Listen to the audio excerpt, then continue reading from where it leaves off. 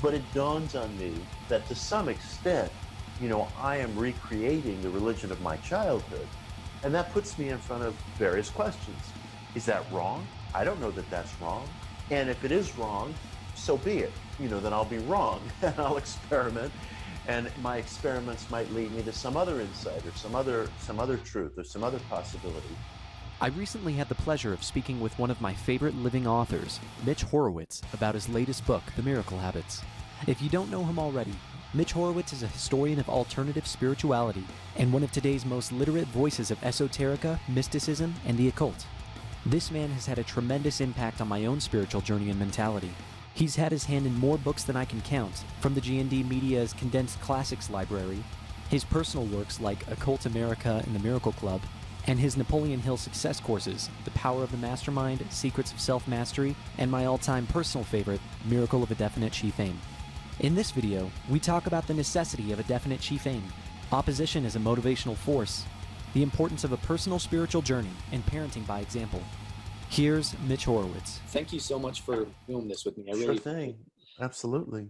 Biggest thing, I want to start on point one. I mean, this is kind of where this is the reason that I know about you. It comes down to that DCA, the definite chief aim. Yeah. And habit one is unwavering focus. Hold to one core aim with absolute passion and singularity. Holding to one core aim with absolute passion and singularity will revolutionize your life. This is life's toughest but most magical bargain. It requires hard decision and great labor. The payoff is extraordinary. This is how I found you. I was going through like Bob Proctor, Napoleon Hill, like just all these guys. And you ended up narrating some of the books. It had mentioned like your little tagline at the end of it saying, this is Mitch Horowitz. I did Occult America, and immediately like that kind of clicked for me. Like I need to look into this guy. So that's what sprang all of that a couple of years ago.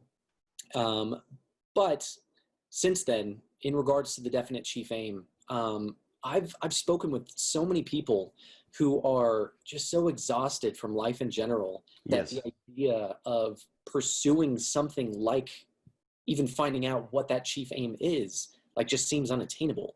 Yes. What do you say to those people? Well, there's two different ways to look at it. I think first of all, focus brings power. It's a law of nature. It's a law of our psyches. And I don't say that lightly. Too frequently, people who fashion themselves as life coaches or motivational gurus will just rattle off these little homilies, and I never want to hear myself doing that. My life experience has been that when you are really able to reduce what you want in life to one definite, definable point, it's very powerful because it not only concentrates your energies, but it excludes other things as well. One of the reasons that people resist selecting a definite aim is because they feel it unrealistically limits them or narrows their life. I mean, we're all different things. We're caregivers, we're parents, we're workers, we're artists. We have many, many roles that we play in life, all of which have a legitimate claim on us. But my contention is that one really well-chosen aim can cover a lot of different bases. The truth is, though, it may not cover all the bases. There may be certain things that get excluded. So it's not like it's just this peaches and cream idea that you select an aim and it becomes this wonderful kind of springboard to what you want. It does mean that your life becomes more narrow in some ways as well. It's a tough bargain. And I also sympathize with people who feel that life is so demanding that it is hard for them to imagine naming one more thing that they have to search for or work towards.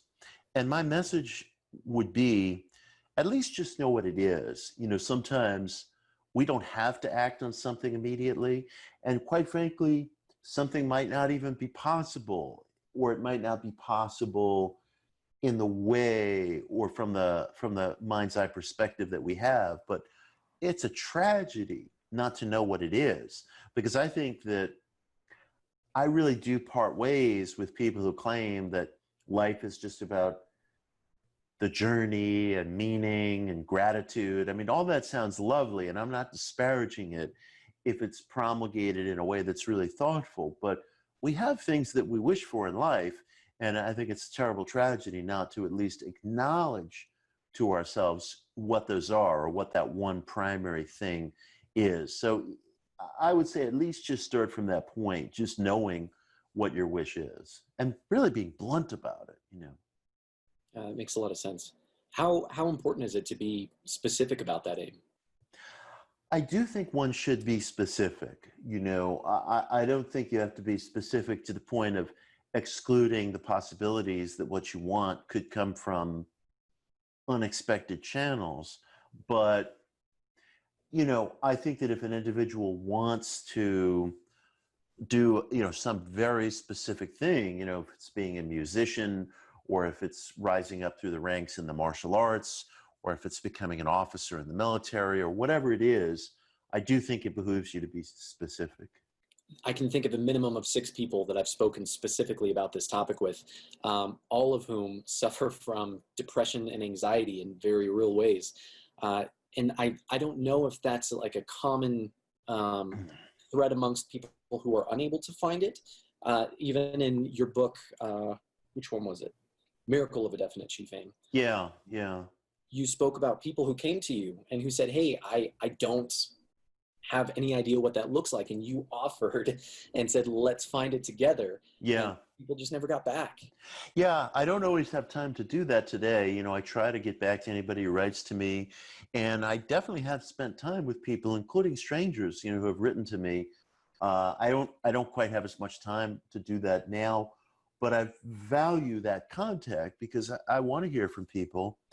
And I only request brevity, but you know, I do want to hear from people, and I do make every effort to get back to people, because I do feel that the stuff I'm talking about is either real or it's not. And I guess I have never really suffered from depression. I do suffer from anxiety. Anxiety is my poison. So I can sympathize with people who suffer from depression, because I know what it's like to feel some chronic nagging thing that's always at your back. And what's so difficult about depression and anxiety, I think, is that we're always driven to look for some cause.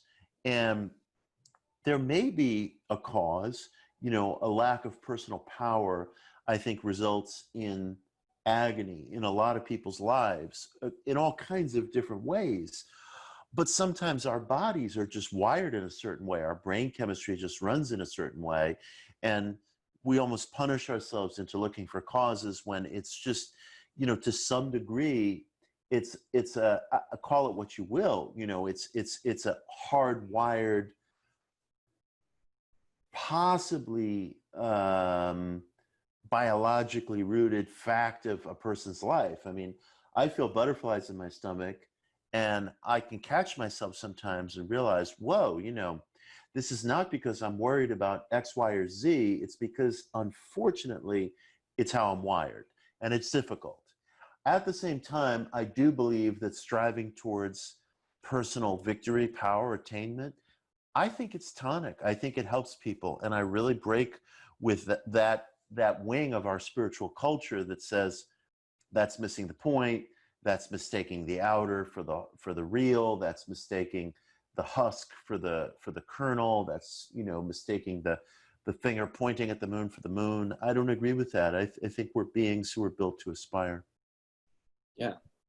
I mean, there's a supernatural mentality, especially I think for people who may struggle with these things, that like once you get there, you'll be good, you'll be set. Which is the perfect segue into Habit 11, which talks about opposition being friendship. And it's hard for people. It's hard for people.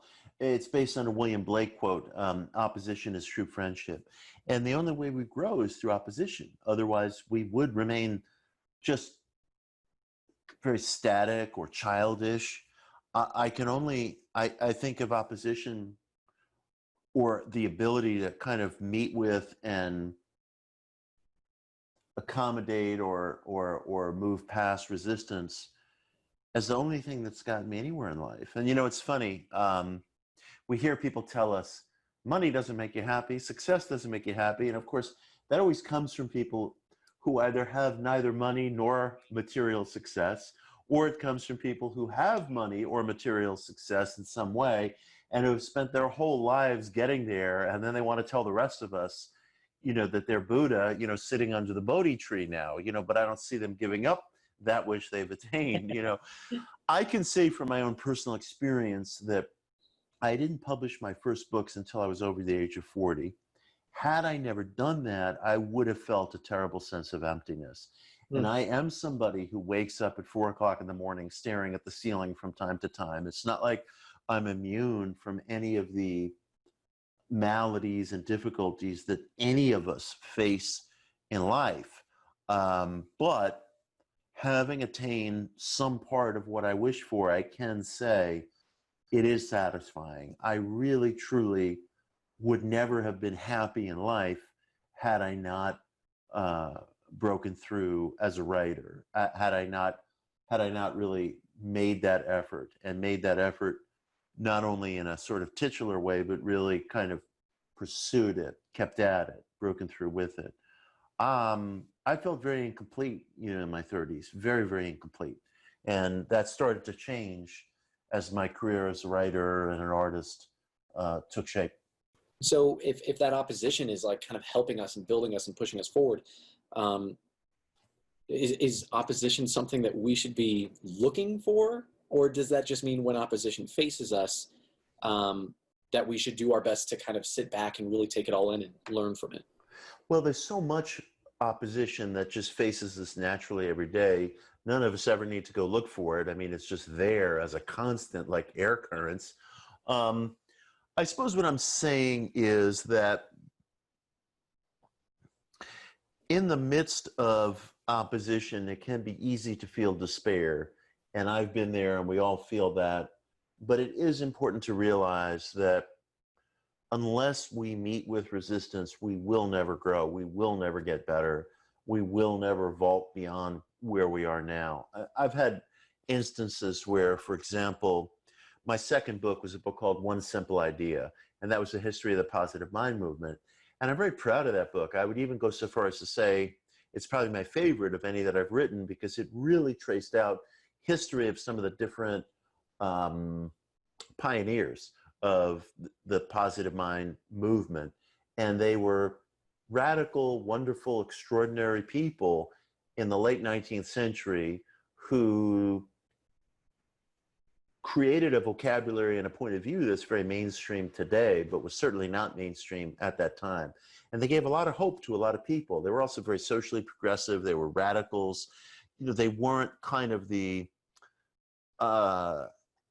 corporatist model of like a positive mind or a motivational philosopher. I mean, they were really very radical figures, and included people like Marcus Garvey, the great black nationalist figure, Wallace D. Wattles, author of Science of Getting Rich, who was a socialist, and many, many other people besides. And I wrote a really detailed proposal for that book. I had had success with Occult America, and for a long time, nobody wanted to publish it. And it was really, really tough. And it was emotionally very, very difficult, because you say to yourself, wow, I mean, what do I have to do? I did this book. It was well received. It did well in the marketplace. And yet the idea just wasn't catching fire. And eventually it came together in a variety of ways. And the book has found its home across, different media, digital, print, audio, and it was very satisfying. And I had to go through that. I mean, I had to go through that.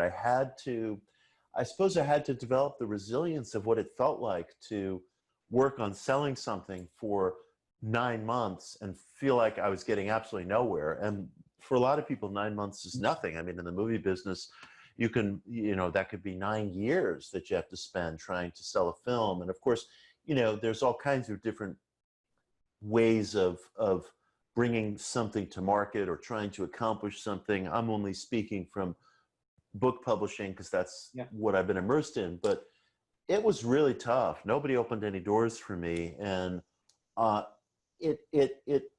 suppose it built a resilience in me that has been very sustaining, although during that time, it was also very, very difficult. So kind of at this point now, you're able to handle that, not rejection, but that pressure a little bit better since you've gone through it?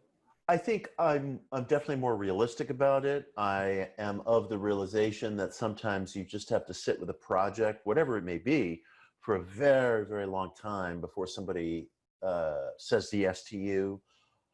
I think I accept that more. I'm probably less likely to feel that a no, for example, is final. You know, and I've learned that a no is not necessarily final. As a friend of mine puts it, conditions can change and the answer changes. I also always tell people, and it's so important to remember this when you're striving to get someplace, it only takes one yes. You know, you just need that one yes and you're golden. And that could be true in terms of relationships, in terms of your art, your work, your whatever it is that you're aiming to do in life. It can cover so many different bases, but it takes only one yes. And persistence is so required in life. And I suppose that experience taught me persistence. So where would I have learned that if it weren't from opposition, you know? That makes a lot of sense. Well, if you don't mind, we're going to switch gears a little bit. I have a personal question for you. Of course. Where, if you don't mind my asking, where are you currently on your spiritual journey? Wow, that's a heavy question. You know, my spiritual journey is probably in a place right now where I'm asking myself how much in the way of ceremony, method, practice, artifice is even necessary. Like, if we accept the premise, as I do, that there is an extra physical element to our lives, that we do participate in a life that goes beyond strictly cognition, flesh and bone, motor skill, and that we capture glimpses of this, for example, in psychical research, in mind causality, in, I would argue, the placebo response, in neuroplasticity, maybe in different aspects of quantum theory. If we accept the truth of that premise, as I do for a whole variety of reasons, then to participate in that extra physical world, do we need certain conditions, or could it be available to us in a much more natural way? Is it actually available to us all the time, but we just don't realize it? Like, for example, are we constantly selecting things through perspective? And that's just going on all the time. And it requires awareness, but does it require some sort of special operation? So that's kind of where I am with my search. I also, you know, I have been asking myself a very tough question recently. And that is, I grew up in a very traditional Jewish background here in the city of New York, where I live today. And I had an Orthodox bar mitzvah, and it was, you know, a conservative Jewish background. Not much different ultimately from a conservative Christian background, in that your church or your synagogue is kind of a central place in your life. The holidays, the Sabbath, and so on take on like a central place. And you are taught to think of God as kind of, you know, the man upstairs who gives you goodies if you're good, and, you know, smacks you down if you're bad. And I know that's a very conventional point of view. And today I've sort of upended that point of view because I have my own very individualized ideas about Satanism and things related to a kind of opposing or adversarial force. But it dawns on me, and it would be foolish if it didn't dawn on me, that to some extent, you know, I am recreating the religion of my childhood, just with different reference points, symbols, vocabulary. And I'd be dishonest if I didn't acknowledge to myself that I am recreating the religion of my childhood. And that puts me in front of various questions. One of those questions is that necessarily wrong? You know, just because you grow up in a hierarchical kind of top-down Judeo-Christian background, and you like export that perspective with you, as I feel I must admit I have done, is that wrong? I don't know that that's wrong, you know, and if it is wrong, so be it. You know, then I'll be wrong and I'll experiment, and my experiments might lead me to some other insight or some other truth or some other possibility, or they Yeah. might lead me to conclude, hey, that idea of life actually has some validity, even though I come at it in a very different way from the way, you know, my Aunt Lois comes at it, you know. And so I'm saying to myself, how am I recreating the structures of my youth? And is that a problem? And maybe it's not a problem. And if I'm incorrect, you know, like let's say my assumptions are incorrect about how I relate to some invisible force, and it might lead me to something else. So I'm trying to throw open, I guess I'm trying to cast a light on how I have imported my childhood beliefs into my adulthood, whether that's a problem or not. And if it is a problem, insofar as it's just, you know, perhaps illusory, maybe I'll find something else. So that's what I'm working with right now. Oh, that makes sense. And you brought something up about individualism. How important do you think that is within a person's spiritual journey in general? I think it's hugely important. And I really am in a very heavy state of mind right now, where I'm very fed up with orthodoxy of any kind. And there's so much of it within the alternative mainstream world that we come from. You know, we always think it's those other guys, you know, and the truth is, I mean, you see it all over social media. Somebody will say, you can only know God if you do this, or you can only this, or, Right. you know, people will put labels on things, you know, that's materialism. That's, you know, being too outwardly focused. That's superficial. That's whatever. And I have a real problem with that because I feel that takes people's questions from them, that places limits on people. You know, I think that sensitive men and women are capable of coming to terms with what they want in life without mediation. I don't like seeing somebody take a question from someone else. You know, if someone says, I just want to be happy, okay? You know, there's always some divine who will say to them, what do you mean by happiness? And I don't really like that line of engagement. Yeah. I think that person knows full well what he or she means by happiness. That person could teach me something about what he or she means by happiness, you know, and I think a 12-year-old knows what he or she means by happiness. You know, obviously there are people among us who might be more finely attuned to their emotions than others. There might be people among us who more closely match my personal style and I might have more affinity with. But I think that we have to stop and take seriously that the individual knows something about what he or she wants. So I don't like any kind of orthodoxy that takes that from somebody, myself included. Yeah, that makes sense. It's funny that you had mentioned that because a question that's been coming up for me a lot lately within my own circles and where I came from has to do with ethics and morality in regards to the spiritual journey and just life in general. But multiple times now I've been told from a very specific religion that their God is the only dictator of morality. What would your response be to something like that? I would say that in terms of the human psyche, there is no such thing as good and evil. There's such thing as empathy and spite. Huh. And the manner in which I treat another person is the determinant of where I fall on that scale. And if I believe in some kind of personal reciprocity, which I strongly do, some people might call that karma, then it behooves me to behave responsibly towards another person. My real only moral law is not doing anything so much as it's within my power to interrupt or disrupt another person's search for self-potential. And I simply don't understand any other operative law of ethics. It's really just about human reciprocity. Am I behaving with empathy toward another, or am I behaving with violence toward another? good and evil, are just badges. I mean, it's absolutely meaningless. Show it to me. It's like ego and superego. What is that? Can I put my arms around that?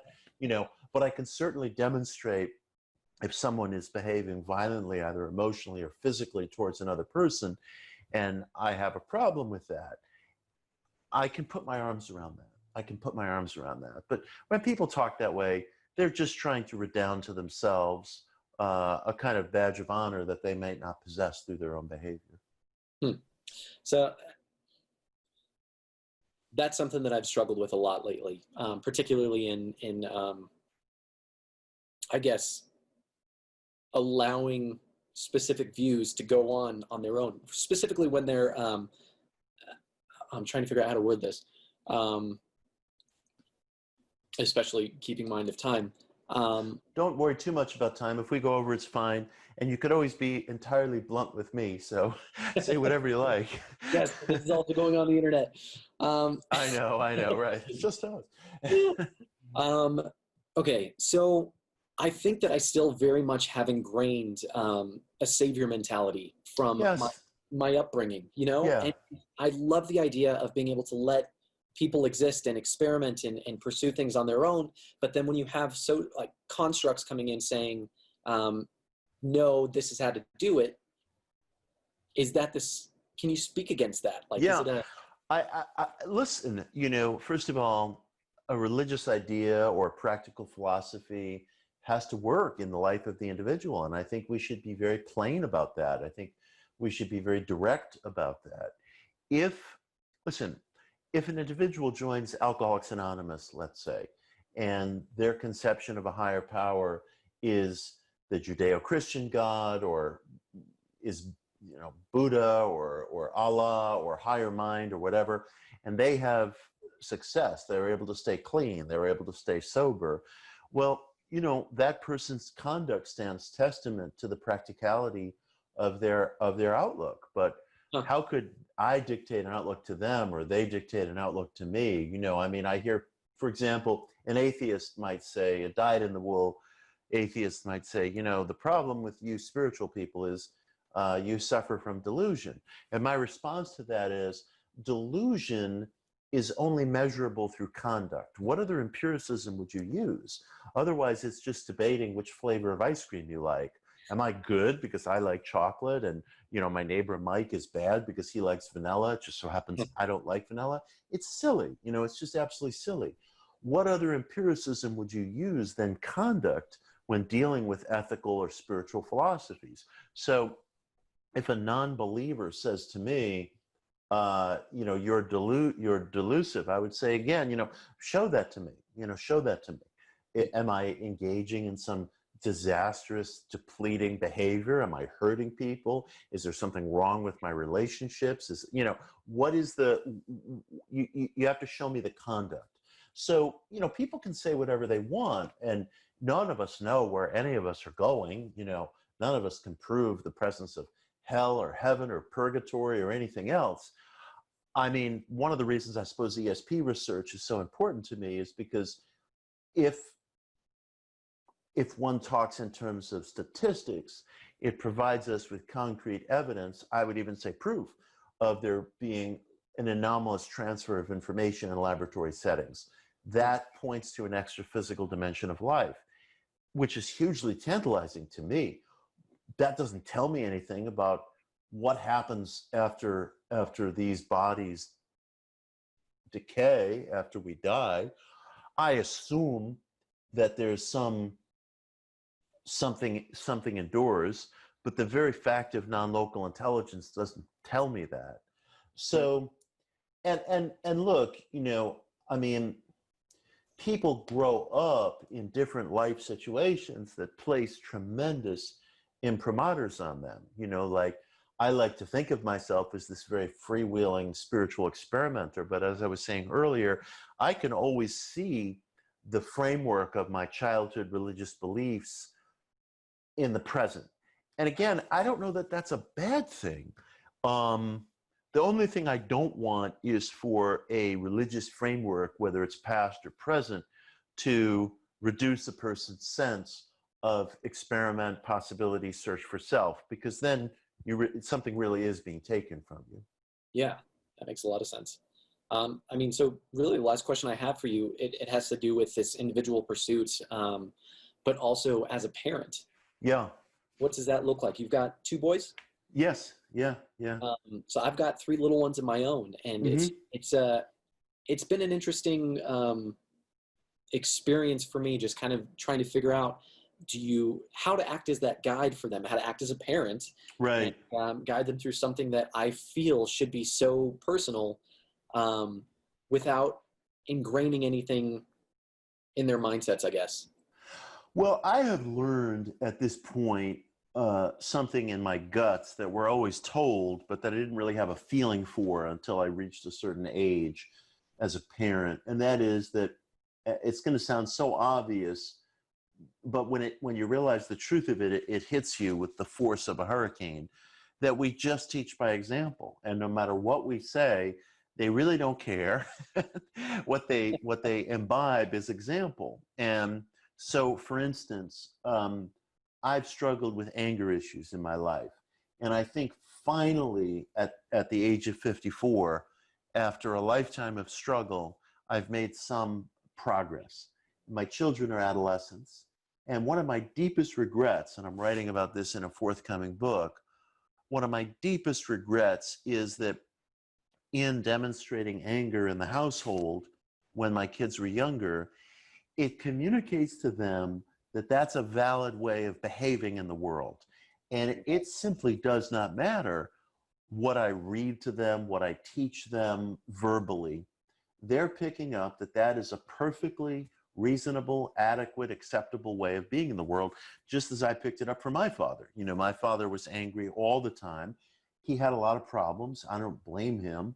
But as a 4-year-old child, I looked at that and I thought, that's how adults are. That's normal. That's perfectly okay. And I think that must be one of the reasons why these traits get visited in generation after generation. Yeah. I have also found that my children will sometimes make fun of my spiritual commitments, but then they echo them. Like, you know, for example, on the covers of books by Neville Goddard, the ones that Neville published during his own life, he would show a tree with an all-seeing eye and a heart on it. And one of my kids was away out west, and he sent me some drawings, and he's never expressed any overt interest in Neville, but there were trees with eyes on them. So, you know, it's interesting, you know, a kid will take in all this stuff and decide his or her own search and path. But it took me a long time to learn how high the stakes are in terms of children imbibing our behavior. I mean, that's the only thing we teach, whether we like it or not. And I've had to come to grips with that. Yeah. That's a lot of pressure. It's heavy, you know, and what can we do? I mean, what can we do? You know, it's like we are flawed human beings. We're under pressure. We have, you know, chronic problems ourselves. You know, I mean, we were talking at the beginning of this exchange about depression or anxiety. I think these things are as ingrained in us as a bodily organ, and it's tough. You know, it's tough. But I do think children also must see if a parent or a guardian is making the effort to cope. You know, that's a lesson as well. I mean, let's say somebody has a problem with booze or drugs. If they're really making the effort to cope with that, go to their meetings, whatever it is they need to do to deal with that, the kid also sees that and learns from that. You know, they see this, you know, this people cope. We don't just accept problems. We don't just say, oh, well, so what, you know, crack open another beer or whatever it is. You know, it's like, if that's a problem, see the parent cope, you know, and that must be instructive as well. Dang. Yeah, it makes a lot of sense, man. Well, so I don't want to keep you too much longer. Most of what we've been talking about has been from the Miracle Habits. Yeah. So that hardcover is coming out on the 27th? The 27th. My publisher just sent me 3 copies at home on the Lower East Side where I live, and they got stolen. So I told him, you know, there's some thief out there whose life will be turned around upon reading the Miracle Habits. Maybe he'll write to me, or I'll see him on the street in my neighborhood, and he'll be like, wow, this was it, man. So I hope whoever stole the book gets a lot out of it. I can't imagine the resale value on the street is very high. So I'm still waiting for my copies, but maybe there'll be, you know, a thief on the Lower East Side of New York who's like, man, this has opened up doors for me. So let's hope, you know. All right. Yeah. All right. That's awesome, man. Well, so the book is already out, right? The book is out in digital. It's coming out in hardcover on August 27th, just a few days from now. And it will also be out in audio very soon. I've recorded the audio, and the buy button for that will be going up soon. The only reason for the delays is just that the printing plants and the studios and everybody has been delayed by COVID. So, right. You know, the Kindle worked out just fine, but the studio where we record things in New Jersey was closed because of COVID, so that prompted a delay. The printing plants in Virginia that print the book have had their issues with COVID, so that prompted a delay. So everything got a little uneven, but it's all out there. And the buy button is up for Kindle immediately, for the hardcover, and soon for the audio, which I recorded. Awesome, awesome. Well, thank you so much again for doing this with me. Pleasure, man, pleasure. Where can people find you?